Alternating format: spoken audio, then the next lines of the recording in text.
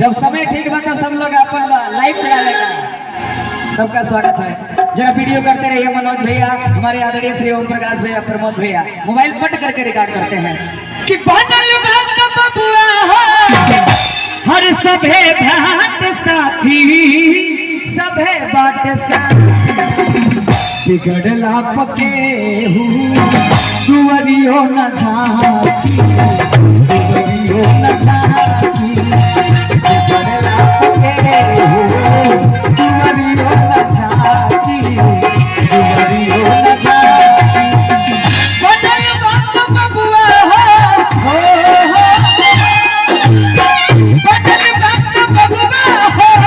सभे भाट साथी सभे बिगड़ला पके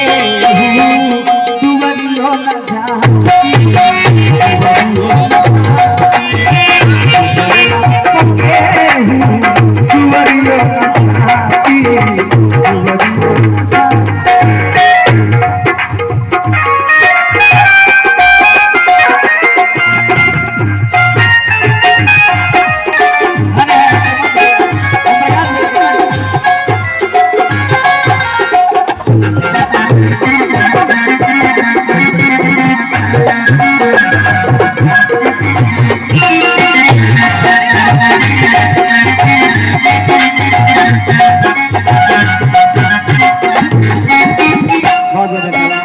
भैया के तरफ से ढेर सारा प्यार आशीर्वाद बार बार प्रणाम स्वागत बा अभिनंदन बा। बोलू भैया जरा अपना मोबाइल में रिकॉर्ड करते रहिए। हो सुंदर तन पर गुमान काहे करेला गुमान काहे करेला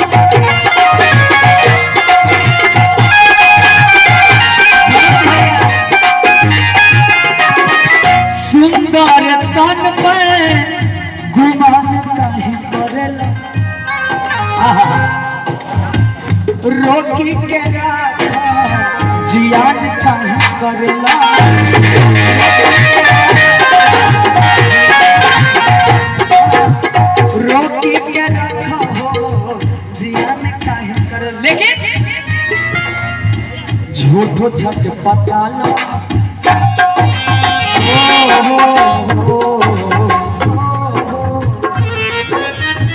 झूठो छट पटाला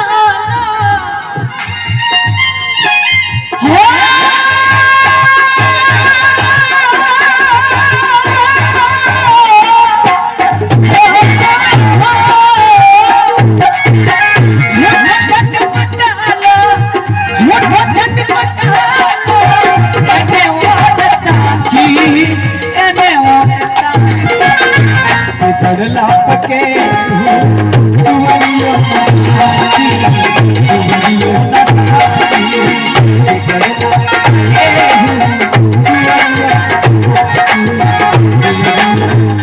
आखिरी में कहा गई राम परवेश रंजन जी के जिया के गीत के रचना के लिए बने हमारे बड़े प्रिय भाई हैं आदरणीय राम परवेश रंजन जी हमारे गांव से हैं। राम परवेश रंजन जी के बाउर बनावे हो ओम प्रकाश भैया के तू काहे को कर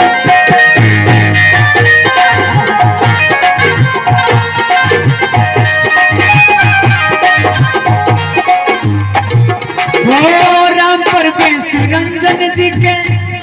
बाउर बनावेला हर बाउर बनावेला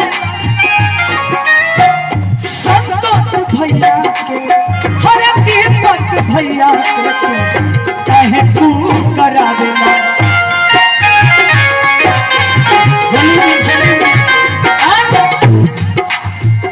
काहे के विजय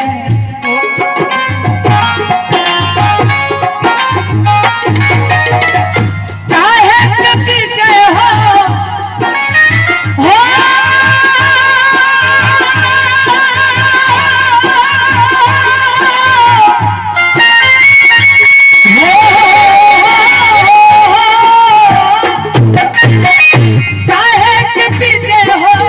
हर काहे के